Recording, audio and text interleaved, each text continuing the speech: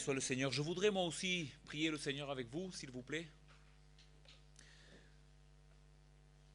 Père, notre Dieu, aujourd'hui, Seigneur, quel privilège et quel bonheur, Seigneur, d'être dans ta maison. Certainement qu'on n'est pas conscient du privilège que tu donnes à ton peuple aujourd'hui. Mais comme mes frères l'ont prié, comme nous l'avons chanté, Seigneur, nous prions que tu élargisses nos cœurs aujourd'hui. Seigneur, fais-nous voir combien tu nous aimes. Seigneur, combien tu es notre joie, combien tu es notre espérance, Seigneur. Je prie aussi particulièrement pour moi aujourd'hui, au moment de prêcher ta parole, Seigneur, combien je suis conscient de ma faiblesse, Seigneur. Et je prie que, au travers de la faiblesse de ton serviteur, tu puisses bénir ton peuple. Seigneur, que ça soit évident aujourd'hui que ce n'est pas les hommes, Seigneur. Que la puissance n'est pas dans l'éloquence ni dans la sagesse humaine, mais que c'est toi. C'est toi le Sauveur, c'est vers toi qu'on doit se tourner. Oh Seigneur, ne nous laisse pas commettre la folie de mettre nos yeux, notre espérance, sur des choses si faibles, Seigneur, qui ne peuvent pas sauver comme nous-mêmes. Mais qu'aujourd'hui, par ta grâce, nous puissions élever nos yeux vers ton Fils. Seigneur, que lui prenne toute la place aujourd'hui. Que nous puissions nous effacer et que ton Fils règne aujourd'hui. Merci au nom de Jésus. Amen. Recommencer.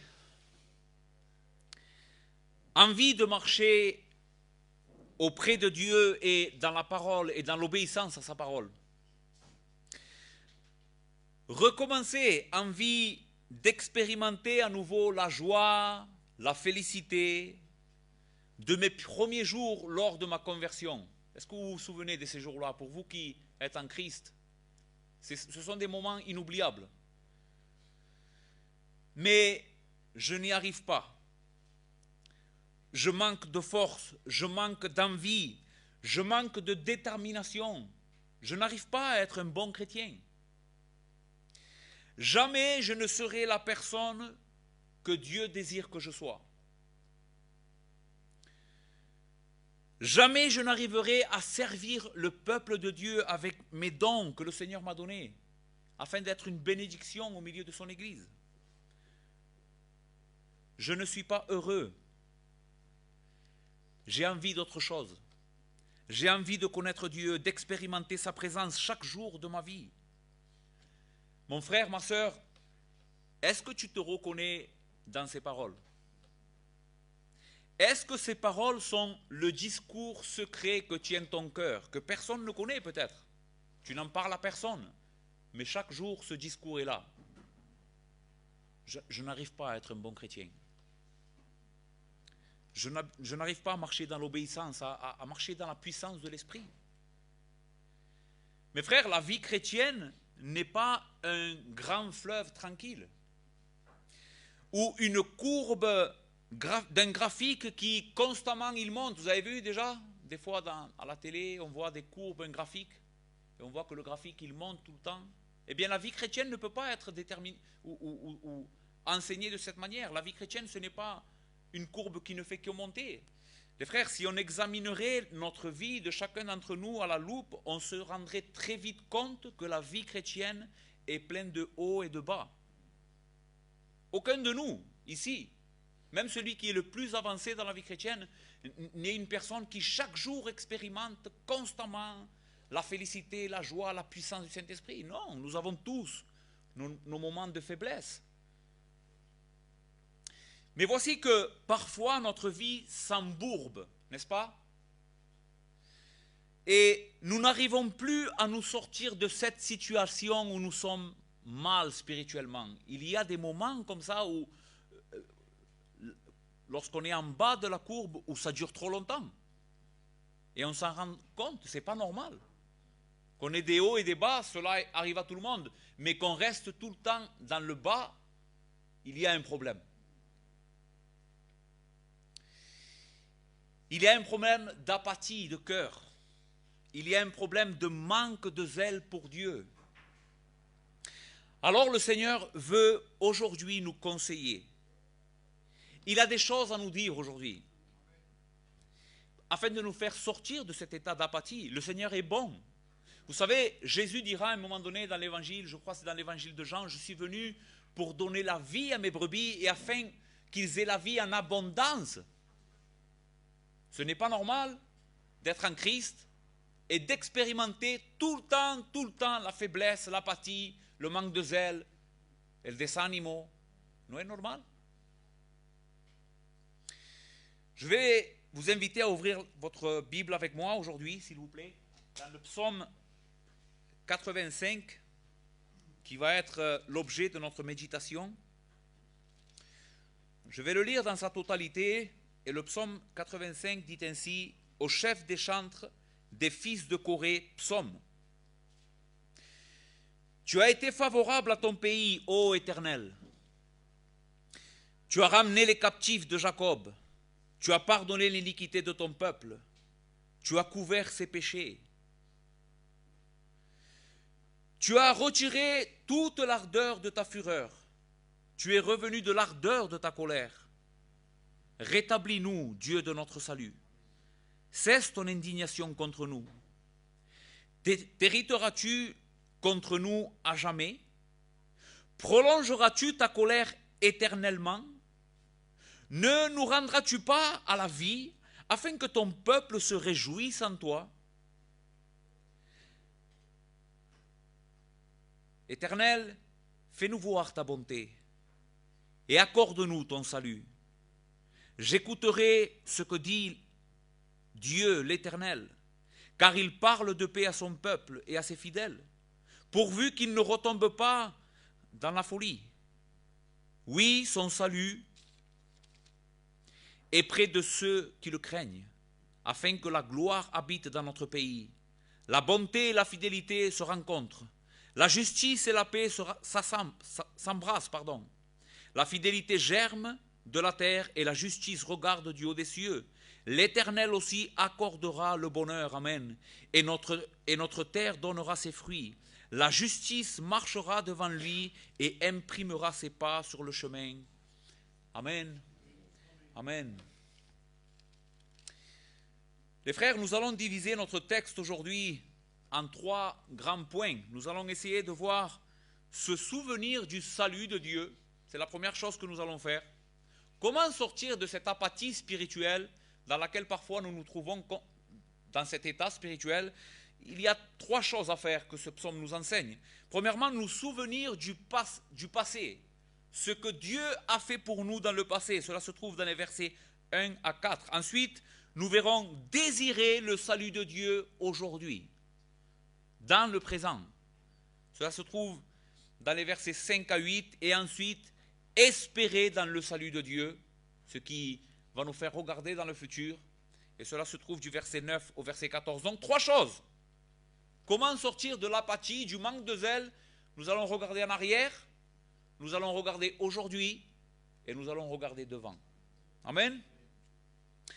Donc, la première chose que le texte nous enseigne, c'est se souvenir du salut de Dieu.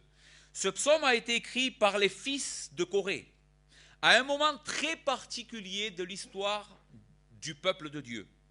Le peuple de Dieu avait été captif à Babylone durant 70 ans et le premier temple que Salomon avait construit, un temple glorieux, un temple en réalité comme il n'en a pas eu d'autre.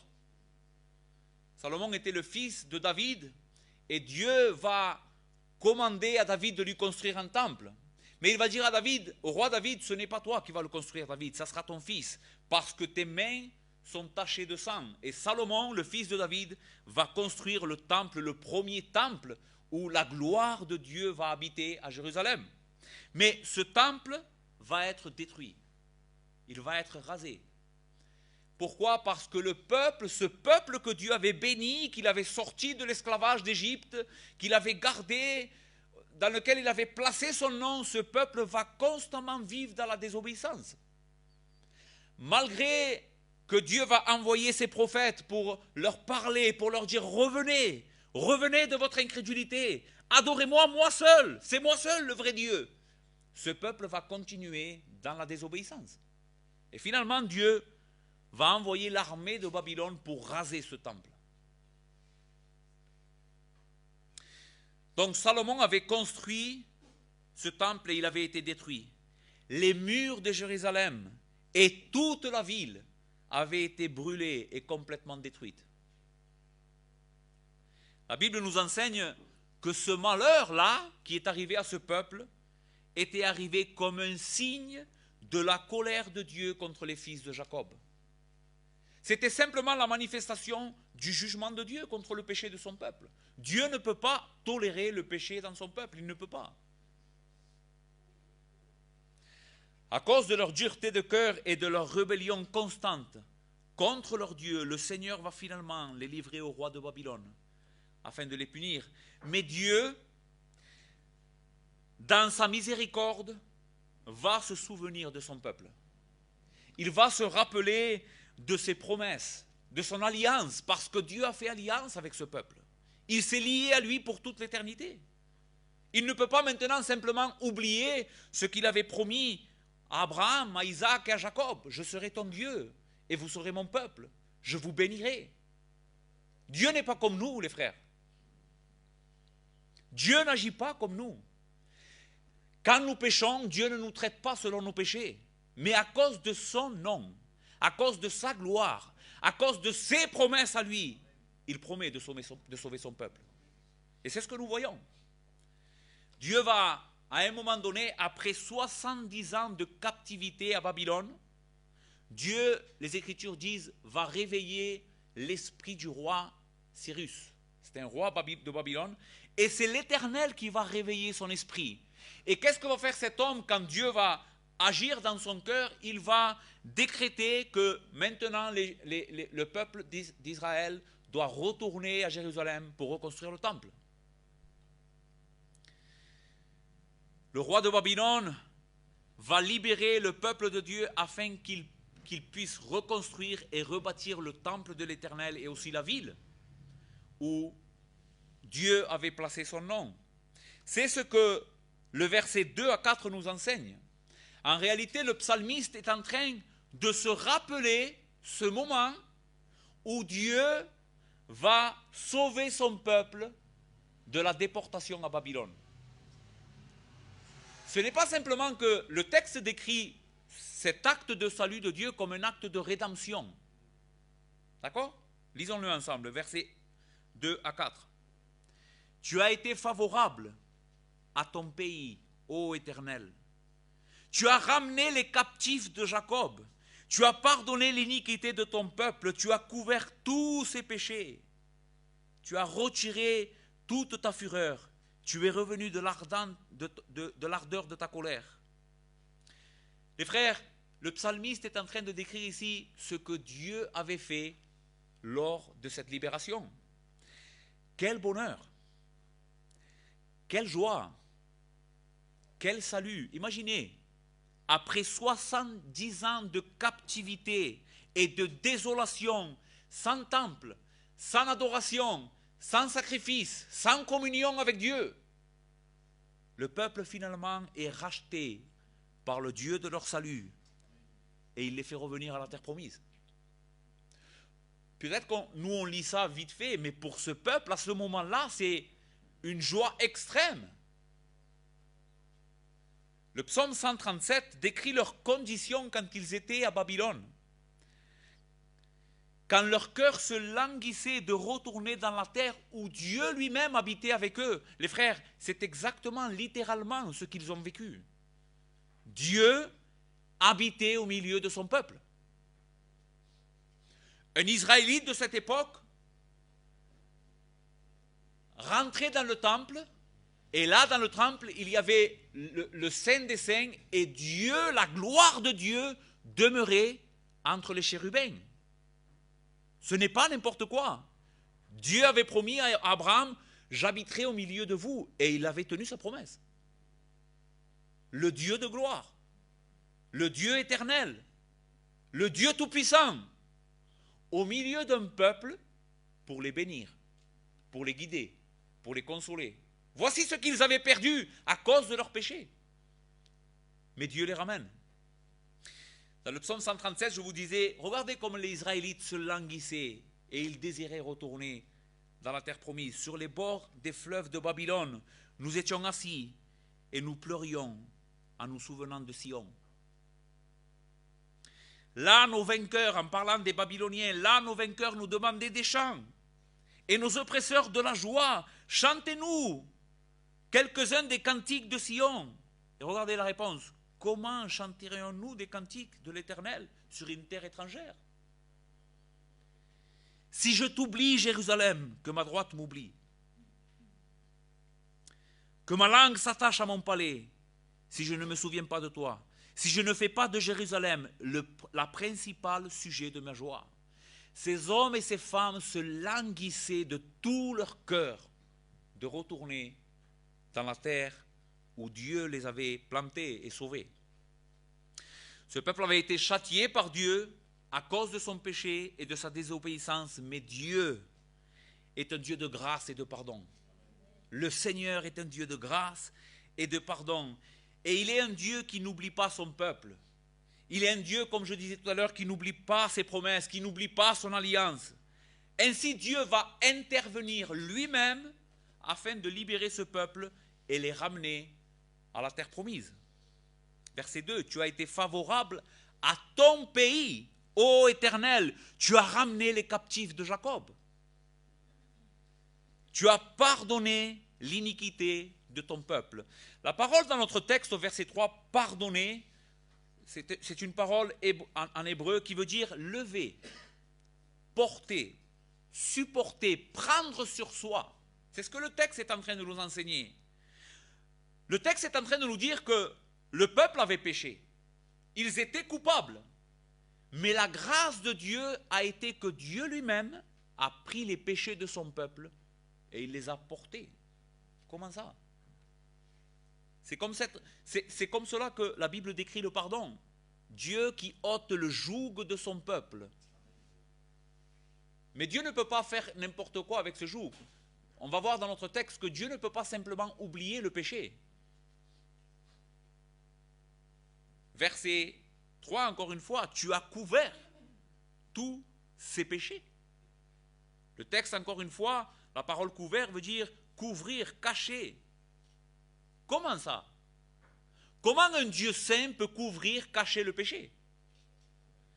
La parole kassar, qui est utilisée en hébreu ici, est aussi relationnée avec le sang qui était répandu sur le propitiatoire lors du jour du pardon.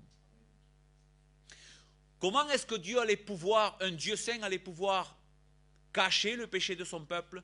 Parce que ce péché avait été couvert par du sang. Ce qui déjà nous montre quelque chose de la manière comment Dieu sauve son peuple de son péché. Il ne peut pas y avoir de salut sans sang. Il ne peut pas y avoir de pardon de péché si le sang n'est pas répandu.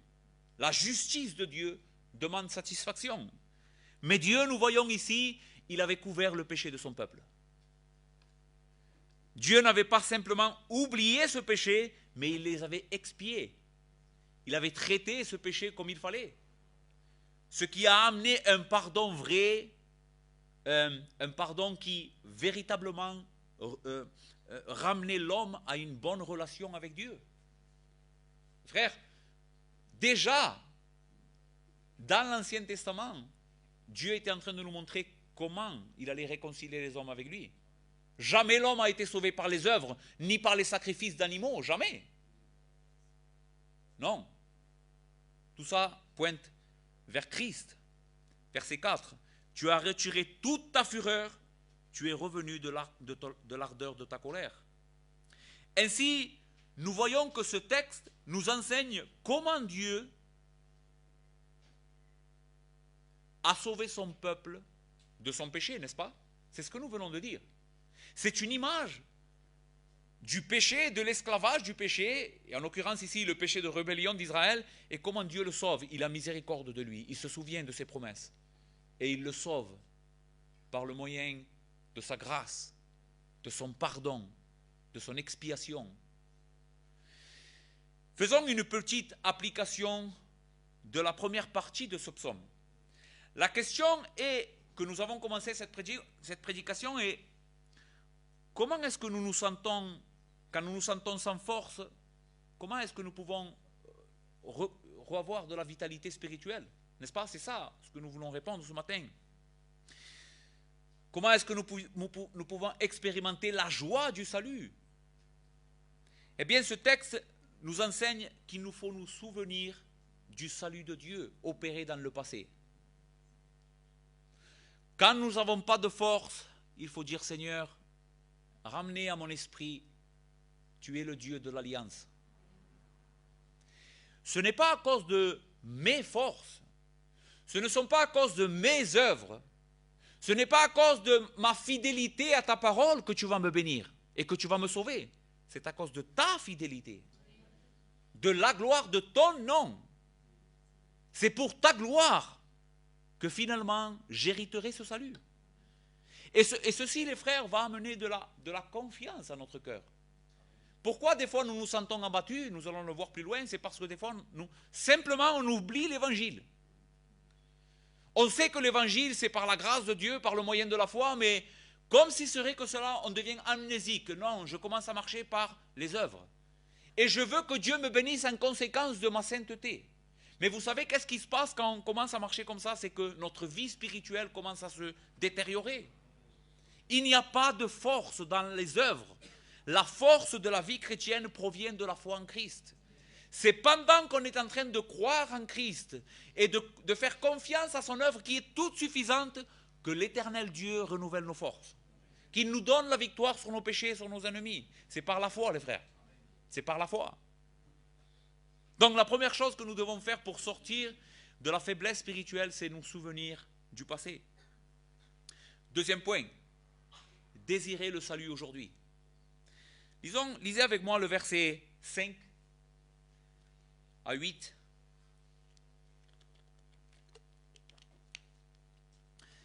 Rétablis-nous, Dieu de notre salut. Cesse ton indignation contre nous. Maintenant, il pose 3 questions à Dieu. T'hériteras-tu contre nous à jamais? Prolongeras-tu ta colère éternellement? Ne nous rendras-tu pas à la vie, afin que ton peuple se réjouisse en toi? Éternel, fais-nous voir ta bonté et accorde-nous ton salut. Mes frères, si vous avez été attentifs à ce texte que nous venons de lire, nous avons l'impression que le psalmiste est en train de se contredire lui-même. Pourquoi je dis ça? Il vient d'énumérer la grâce et la bonté que Dieu avait déployées sur son peuple en les sauvant de l'esclavage et de l'empire babylonien, n'est-ce pas? Dieu avait pardonné son peuple. Dieu avait sauvé son peuple. Mais maintenant, il supplie Dieu de cesser son indignation et d'apporter le salut à son peuple. Je ne comprends plus. Est-ce que Dieu nous a sauvés? Ou est-ce que Dieu doit nous sauver? Eh bien, c'est les deux choses. Dieu nous a sauvés. Dieu avait sauvé ce peuple. Et ce peuple avait encore besoin d'être sauvé. Et je pense que ceci est ce qui m'a amené à prêcher ce texte aujourd'hui. De quoi ce peuple avait-il besoin d'être sauvé? De quoi avons-nous besoin d'être sauvés? Même si tu es en Christ, écoute, même si tu es en Christ, même si tu fais partie de l'église évangélique de la grâce, même si tu connais toutes les doctrines, peut-être que tu as besoin de ce salut aujourd'hui. Et je prie Dieu, et je suis conscient que certains d'entre nous ont besoin de ce salut aujourd'hui. Je prie Dieu que le Seigneur ravive la flamme aujourd'hui dans ton cœur et il te montre qu'il puisse te montrer ce que tu dois faire. Donc nous avons dit que ce peuple a besoin de salut dans le présent. La question que nous devons nous poser, c'est quel est ce salut? De quoi avait-il besoin? Eh bien, il avait été sauvé de la captivité, ramené en présence de son Dieu par un acte de bonté, mais le psalmiste est un homme qui a du discernement spirituel. Bien sûr que ça, c'est inspiré par l'Esprit. Bien sûr que c'est Dieu, en réalité, qui est en train de révéler à son peuple son besoin. Mais c'est le psalmiste qui est en train d'écrire. C'est le psalmiste qui est en train de parler. Et il se rend compte que malgré cette bonté de Dieu qui les avait ramenés dans la terre promise, le peuple avait besoin d'un salut particulier. Ils se rendent compte qu'ils ont besoin d'un salut qui est aussi important et aussi nécessaire que la libération de l'esclavage. Écoute, le salut que nous allons voir maintenant, que peut-être tu as besoin, même si tu es sauvé, est aussi important que le salut que Dieu t'a déjà apporté. On ne peut pas minimiser ce que Dieu fait en faveur de son peuple en le sauvant. La nouvelle naissance est aussi importante que la sanctification ou que la glorification. Ça fait partie du même salut.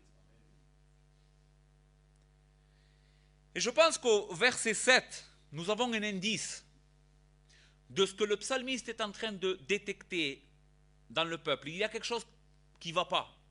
Et il prie pour que le Seigneur réponde à cette prière. Regardez ce qu'il dit. « Ne nous rendras-tu pas à la vie afin que ton peuple se réjouisse en toi ?» Voilà le problème que ce peuple qui avait été sauvé avait dans son cœur. Malgré qu'ils étaient le peuple de Dieu, malgré qu'ils étaient dans la terre de Dieu, malgré qu'ils avaient été choisis par Dieu, ils n'éprouvaient plus la joie dans son Dieu. Il n'y avait plus de zèle, plus de force. Ils continuaient à faire les choses, mais c'était mécanique. Je ne sais pas vous, mais ce texte m'a parlé à moi. Combien de fois je fais les choses mécaniquement? Je prie mécaniquement, je prépare une prédication mécaniquement, je vais faire une réunion mécaniquement, je chante mécaniquement, mais il n'y a plus la joie. Il n'y a plus le zèle. Pourquoi des fois on ne chante pas à la réunion, les frères? Peut-être qu'il y a un problème de joie. Peut-être qu'il y a un problème de zèle. Pourquoi tu n'es pas une personne qui est prompte à évangéliser dans ton lieu de travail? Pourquoi ta bouche n'est pas remplie de Christ et de son évangile? Parce que peut-être que tu as un problème de cœur. Tu as un problème de zèle.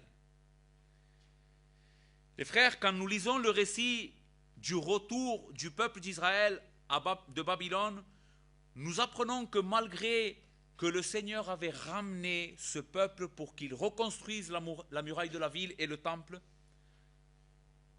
et qu'ils avaient commencé à le faire, ils n'étaient pas en train d'expérimenter la puissance de Dieu.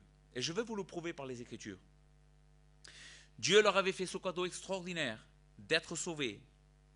Mais beaucoup d'obstacles vont se lever et se dresser lors de la reconstruction de ce temple et lors de la reconstruction de cette ville. La Bible enseigne que quand les ennemis du peuple de Dieu vont voir que les Israélites avaient été libérés par le roi Cyrus et retournés à Jérusalem, la Bible enseigne que tous les ennemis du peuple de Dieu vont se rendre compte qu'ils sont en train de reconstruire la muraille, qu'ils sont sur le point de reconstruire le temple de l'Éternel et de rétablir l'adoration, et ils vont tous se liguer contre eux. L'ennemi veut empêcher à tout prix la restauration du peuple de Dieu. Il fera tout pour mettre des bâtons dans les roues. Regardez comme la Bible parle dans le livre de Néhémie. Nous sommes en train de voir la même chose ici, le retour de Babylone. Vous pouvez lire ça dans Esdras, c'est le livre de Néhémie aussi. Écoutez, lorsque Sanballat apprit, Sanballat c'était un ennemi du peuple de Dieu, apprit que nous rebâtissions la muraille, il fut en colère et très irrité. Il se moqua des Juifs et il dit devant ses frères et devant les soldats de Samarie, à quoi travaillent ces Juifs impuissants? Les laissera-t-on faire? Sacrifieront-ils encore? Vont-ils achever? Redonneront-ils vie à des pierres ensevelies sous des monceaux de poussière et consumées par le feu? Tobija, l'ammonite, était à côté de lui et il dit qu'ils bâtissent. Seulement si un renard s'élance, il renversera leur muraille de pierre. Il se moque du peuple de Dieu. Il se moque d'eux. Ils veulent enlever leur force de leur cœur, leur zèle pour l'Éternel. Et c'est exactement ce que fait l'ennemi de nos âmes avec toi et moi. Tu sais, si le diable, et le diable sait qu'il ne peut plus entraîner dans la perdition un véritable fils de Dieu, il le sait ça. Une fois que quelqu'un a été sanctifié par le sang de Christ, amenés dans une position de salut et de grâce. C'est pour l'éternité. Mais tu sais, le combat ne finit pas là. Tu ne peux pas dire, toi, parce que le salut est éternel maintenant, je vais me reposer sur mes lauriers. La Bible enseigne que le diable est comme un lion rugissant, cherchant qui dévorer. Qu'est-ce que cela veut dire? Si le diable sait qu'il ne peut plus t'entraîner dans la perdition, il fera tout pour que tu sois un chrétien médiocre, quelqu'un sans puissance, quelqu'un qui n'impacte pas sa famille, ses amis, les gens de son travail. Voici à quoi travaillent les ennemis que nous avons. Donc, Israël retourne, le peuple d'Israël retourne en Judée, mais ils sont attaqués. Et à cause de cette persécution intensive et de ces attaques constantes, de l'oppression de l'ennemi, malgré que les enfants d'Israël avaient commencé à reconstruire le temple de Dieu et la ville de Jérusalem, ils vont finalement, et c'est ce que les Écritures nous enseignent, petit à petit abandonner leur mission que Dieu leur avait confiée. Leur zèle va commencer à se détériorer, leur passion pour Dieu et pour le peuple de Dieu et pour la ville de Dieu va disparaître de leur cœur. Et ils vont commencer, vous savez, à faire quoi? À s'occuper de futilités. Souvenez-vous, Dieu les sauve de Babylone et il leur dit, voici la mission, Israël, tu es le peuple élu, tu es mon peuple, reconstruis le temple, mets en place à nouveau l'adoration du véritable Dieu. Mais à cause de la persécution, ils perdent le zèle. Et ils commencent à mettre leur confiance et toute leur énergie sur des choses que Dieu ne leur avait pas commandées. Et sur des choses qui en réalité vont les rendre malheureux. Des choses sans valeur. D'une certaine manière, le peuple était retombé dans le péché. Le péché d'oublier Dieu et de le remplacer par l'idolâtrie de son cœur. Le Seigneur va se rendre compte de cette réalité, de ce grave égarement, encore une fois, et il va susciter un prophète âgé. Je veux que vous compreniez ça parce que c'est important. Je récapitule. Le peuple est à Babylone, Dieu le sort de Babylone, de l'esclavage, il le transporte dans son pays et il le met à la tâche pour reconstruire le temple.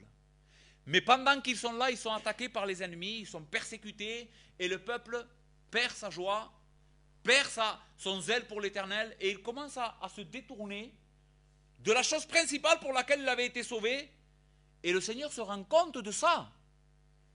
Et il appelle son prophète, il leur dit, viens, j'ai un message pour mon peuple. Écoutez le message que Dieu leur donnera.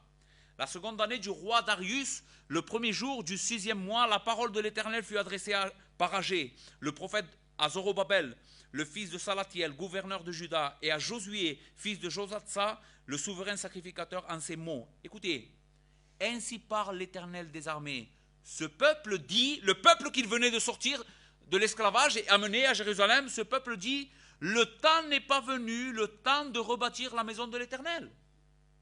C'est pourquoi la parole de l'Éternel leur fut adressée par Agé le prophète en ces mots. Est-ce le temps pour vous d'habiter vos demeures lambrissées? Quand cette maison est détruite, qu'est-ce qu'avait fait le peuple? Au lieu de reconstruire la maison de Dieu et l'adoration, ils se sont préoccupés de leur maison, de leur confort. Ils ont commencé à rebâtir leur maison. Le peuple, l'adoration était là, dans un coin de leur cœur. Mais leur cœur ne brûlait pas pour Dieu, il brûlait pour eux-mêmes. C'était eux, leur maison, leur confort. Et le Seigneur rappelle à son peuple. Est-ce le temps pour vous d'habiter des demeures lambrissées quand cette maison est détruite? Ainsi parle maintenant l'Éternel des armées. Écoutez les conséquences, parce que ceci a des conséquences. Vous vous en doutez, n'est-ce pas? Considérez attentivement vos voies. Vous semez beaucoup et vous recueillez peu. Voici les conséquences. Je me dévie, je considère que mes affaires sont beaucoup plus importantes que les affaires de Dieu, alors il vient une sécheresse. Je sème en abondance et il y a peu de fruits. Vous mangez et vous n'êtes pas rassasiés. Vous buvez et vous n'êtes pas désaltérés. Vous êtes vêtus et vous n'avez pas chaud. Le salaire de celui qui est à gage tombe dans un sac percé. Ainsi parle l'Éternel des armées. Considérez attentivement vos voies. Montez sur la montagne, apportez du bois et bâtissez la maison. J'en aurai de la joie et je serai glorifié, dit l'Éternel. Vous comptez sur beaucoup et voici vous avez peu. Vous l'avez rentré chez vous, mais j'ai soufflé dessus. Pourquoi, dit l'Éternel des armées? À cause de ma maison qui est détruite, tandis que vous vous empressez chacun pour sa maison. C'est pourquoi les cieux vous ont refusé la rosée et la terre a refusé ses produits. J'ai appelé la sécheresse et le pays sur les montagnes, sur le blé, sur le mou, sur l'huile et sur tout ce que l'Éternel, sur ce que ce peuple était en train de faire. Qu'est-ce que nous enseigne ce texte, les frères? Qu'est-ce que nous enseigne cette histoire d'Israël? Ce peuple s'était dévié, encore une fois, malgré qu'ils étaient dans la cité de Dieu. Et Dieu punit encore une fois son peuple. Comment est-ce qu'il le punit? Par un manque de fruits. Pas de bénédiction, pas d'abondance. Les frères, voici de quoi le psalmiste, dans la deuxième partie de notre psaume, implore Dieu de sauver son peuple. De manque de zèle pour la gloire de Dieu, d'une vie apathique, d'une vie sans vigueur spirituelle. Oui, le peuple était de retour, mais il ne se glorifiait pas en Dieu. Réfléchis. Appliquons encore une fois cette vérité à nos vies. Frère, peut-être que tu es dans cette église. Peut-être que Dieu t'a sauvé. Mais tu portes tellement tes yeux sur d'autres choses que sur la gloire de Dieu, que ta vie spirituelle est sec, complètement sec. Et tu te demandes, pourquoi je suis comme ça? Pourquoi je n'ai pas de joie? Pourquoi je n'ai pas de force spirituelle? Pourquoi je n'arrive pas à lire ma Bible? Pourquoi je n'arrive pas à prier? 5 minutes de prière, j'ai l'impression que ça fait 3 heures que je suis en train de prier. Tu sais pourquoi? Parce que ton cœur est rempli d'idolâtrie. Tu t'es placé encore une fois sur le trône de ton cœur. Bien sûr, je veux mesurer mes paroles. Un enfant de Dieu ne peut pas retourner complètement dans le péché. Mais nous commettons des fois ce péché, cet égarement d'esprit. Et nous commençons à considérer les choses de ce monde comme étant les plus importantes. Et Dieu envoie la sécheresse dans nos vies. C'est lui qui le fait. Tu comprends que tu peux pas bénéficier de la force, de la vie spirituelle pendant que tu marches de cette manière. Dieu est un Dieu jaloux. Dieu est un Dieu jaloux. La Bible dit, Paul le dira ça dans le Nouveau Testament, dans l'épître aux Éphésiens. N'attristez pas l'Esprit Santo, non? Comment on le dit en français? N'attristez pas le Saint-Esprit de Dieu par lequel vous avez été scellés pour le jour de la rédemption. On peut, nous, les enfants de Dieu, attrister l'Esprit. Et qu'est-ce que c'est attrister l'Esprit? Ça ne veut pas dire que l'Esprit s'en va de nos vies. Ça veut dire que simplement il retire son influence. Tu as vu la joie que j'ai parlé tout à l'heure des premiers jours de ton salut, où ton cœur, tu lisais la parole et ton cœur bouillonnait? Eh bien c'est ça que l'Esprit retire.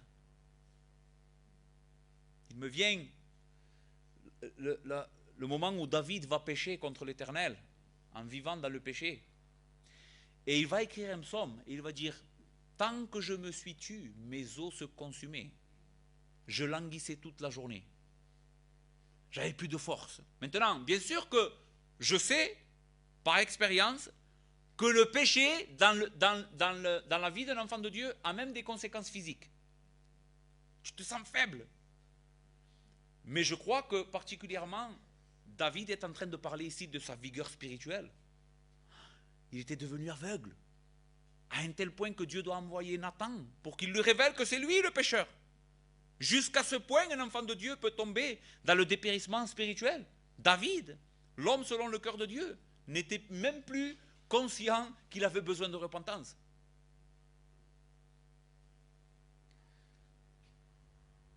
Donc voyez-vous, je veux en venir les frères. Il est possible d'être ici aujourd'hui et d'avoir été sauvé par Christ, d'être membre de cette Église, mais de manquer cruellement de zèle pour la gloire de Dieu. À un tel point que nous nous sommes même conformés, les frères, nous nous sommes même conformés à cette vie. Certains d'entre vous disent, à quoi bon m'efforcer? Vu que je n'y arrive pas, eh bien, je vais rester ce que je suis. Voilà, jusqu'à ce que le Seigneur revienne et il me sauvera. Mes dons que le Seigneur m'a donnés, mon service à l'église, j'arrive pas. Mais écoute, j'ai une bonne nouvelle, le Seigneur veut aujourd'hui ranimer ta joie. Il veut, tu ne peux pas te conformer de cette vie. Tu ne peux pas. Le Seigneur veut que tu fasses de lui tes délices. Il le veut, ça. Regardez comme le dira des hommes de Dieu dans le catéchisme de Westminster. À la première question, ces hommes de Dieu qui ont été des hommes extraordinaires vont dire ces paroles. Quelle est la fin principale et la plus élevée de l'homme? C'est-à-dire, pourquoi l'homme a été créé? Quel est son but? Réponse. La fin principale et la plus élevée de l'homme est de glorifier Dieu et de trouver pleinement sa part et sa joie en lui à jamais. Ça, c'est la fin de l'homme. On n'a pas été créé, les frères. On n'a pas été créé pour boire de la boue. On n'a pas été créé pour ça. On n'a pas été créé, comme le dit Jérémie, pour abandonner la source d'eau vive et creuser des citernes crevassées. On n'a pas été créé pour ça. On a été créé pour nous délecter de Dieu. L'homme a été créé pour cette raison. Voir Dieu et se réjouir en lui à jamais. Et le psalmiste comprend que le peuple est dans cette condition et il prie. Écoute, il prie. Ne nous rendras-tu pas à la vie afin que ton peuple se réjouisse en toi? Il sait que la vie véritable, c'est que le peuple commence à se réjouir en Dieu. Maintenant, je veux être pratique. Quelles sont les causes de manque de zèle et de joie dans la vie chrétienne? Quelles sont-elles? J'en ai donné 3. Je vais en donner 3. Il y en a d'autres, mais je vais en donner 3 principales. La première, c'est que peut-être tu n'es pas sauvé. Peut-être que tu es ici. Que tu crois que tu es sauvé. Et le manque de zèle dans ton cœur, ce n'est pas que tu es en train de vivre à croche-pied avec Dieu, c'est que tu n'as pas Dieu dans ton cœur. Et c'est pour ça que tu n'arrives pas à trouver ta joie en lui. Les frères, on ne peut pas exclure cette réalité de la vie, parce que la Bible même en parle constamment. Examinez-vous vous-même pour voir si vous êtes en Christ. C'est ce que l'apôtre Paul dira.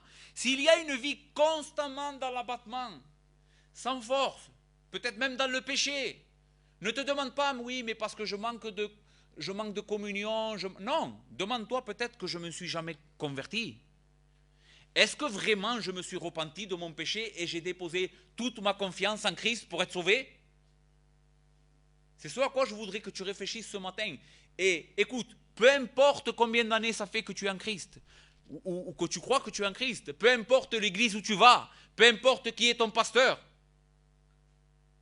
beaucoup de personnes diront au jour final, Seigneur, Seigneur, n'avons-nous pas en ton nom prophétisé? N'avons-nous pas guéri les malades?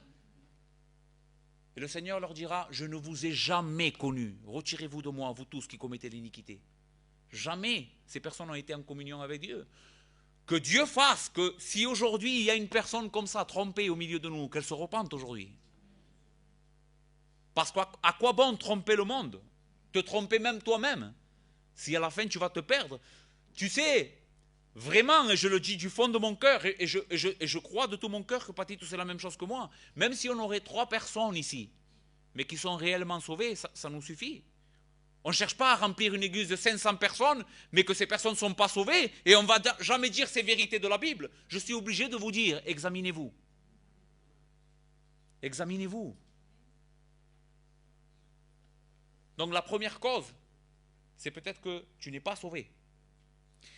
La deuxième cause d'un manque de zèle, et je crois que je ne vais pas pouvoir finir, c'est que peut-être tu pratiques un péché ou tu es en train de vivre. Tu tombes régulièrement dans un péché que tu n'es pas en train de traiter sérieusement. Il y a peut-être, réfléchis à ça, c'est pas moi les frères, c'est Dieu qui vous parle aujourd'hui. Réfléchis. Pose-toi 5 minutes, ne sois pas frivole, calme-toi. Examine ton cœur, Seigneur, qu'est-ce qui est dans ma vie qui est en train d'empêcher la vie de l'esprit de croître et de jaillir de mon âme? Peut-être qu'il y a un péché, les frères, ça peut être de l'orgueil, ça peut être vanagloria, ça peut être un péché immoral, ça peut être quelque chose, un vol, tu es en train de voler, je ne sais pas, ça peut être beaucoup de choses. Un enfant de Dieu, nous l'avons vu avec l'exemple de David, peut tomber dans des travers et rester aveuglé par un péché. Et la cause de ton manque de zèle, ce n'est pas que Dieu ne t'aime pas, c'est ton péché. Dieu dira à son peuple, voici ce qui met une séparation entre vous et moi, ce sont vos transgressions. Purifiez vos mains, revenez de vos mauvais chemins et je vous accueillerai. Donc un péché, frère, détourne-toi de ton péché. Tu sais, il est en train de te priver de la face de Dieu. Voici la tromperie de ce péché. Il te promet le bonheur. Le péché nous promet le bonheur, la satisfaction. Mais c'est faux. C'est faux. Il te prive en réalité du bonheur. Il te prive de la seule source de joie, de félicité, qui est Dieu lui-même. Tant que tu voudras conserver ce péché dans ta vie, tu ne pourras pas expérimenter la joie. Nous devons nous repentir aujourd'hui. Repentons-nous amèrement, pleurons sur nos péchés. Et le Seigneur promet de nous bénir. Dernière cause, peut-être qu'il y a une mauvaise compréhension de l'Évangile. Des fois, et je l'ai dit tout à l'heure, des fois, mal comprendre tous les jours l'Évangile, dans notre vie quotidienne, apporte un manque de joie.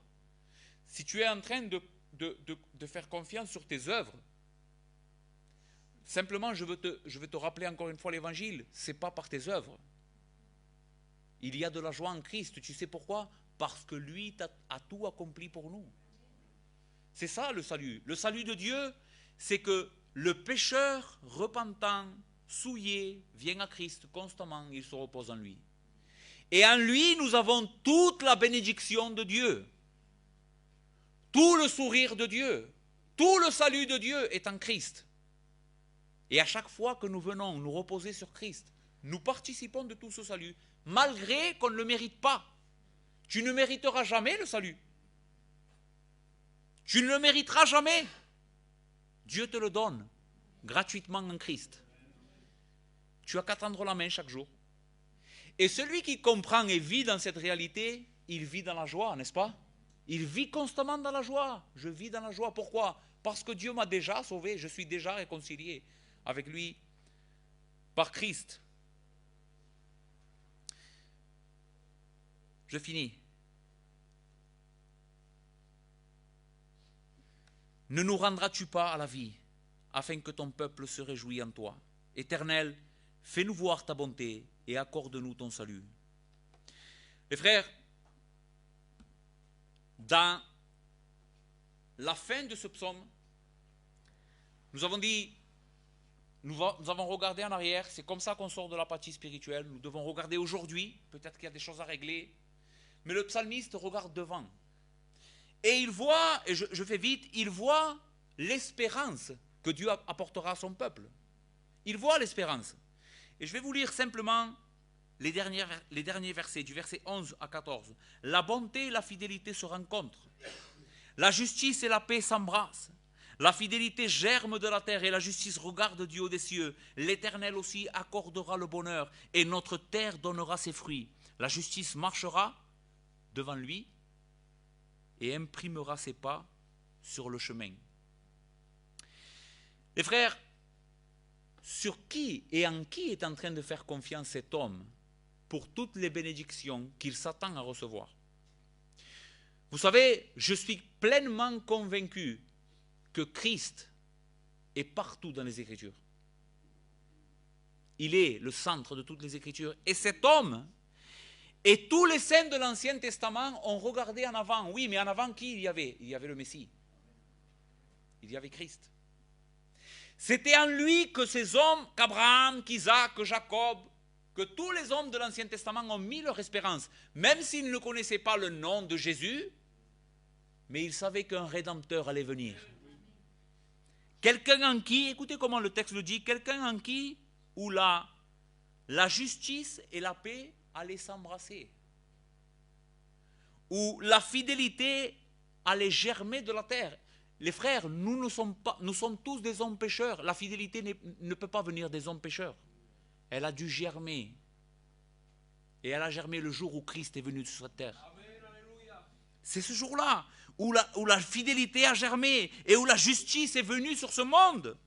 L'Éternel aussi accordera le bonheur à notre terre et notre terre donnera ses fruits. La justice marchera devant lui et imprimera ce pas sur les chemins. Cet homme-là était en train d'espérer en Christ pour que la bénédiction de Dieu soit accordée à son peuple.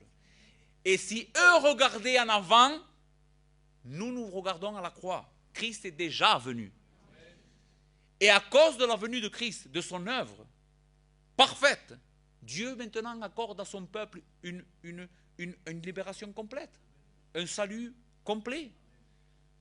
C'est ce que nous voyons par exemple dans Acte 2, où Dieu va donner son esprit, la pleine mesure de la vie spirituelle. Les frères, comment est-ce que nous pouvons expérimenter la joie? La forteresse spirituelle, regarde à Christ aujourd'hui. Regarde à lui, s'il te plaît. Mets ta confiance en lui. À cause de lui, Dieu promet de te donner ce que tu as besoin. Pour ceux qui ne sont pas en Christ aujourd'hui, peut-être, et que tu nous visites, tu sais, être séparé de Dieu,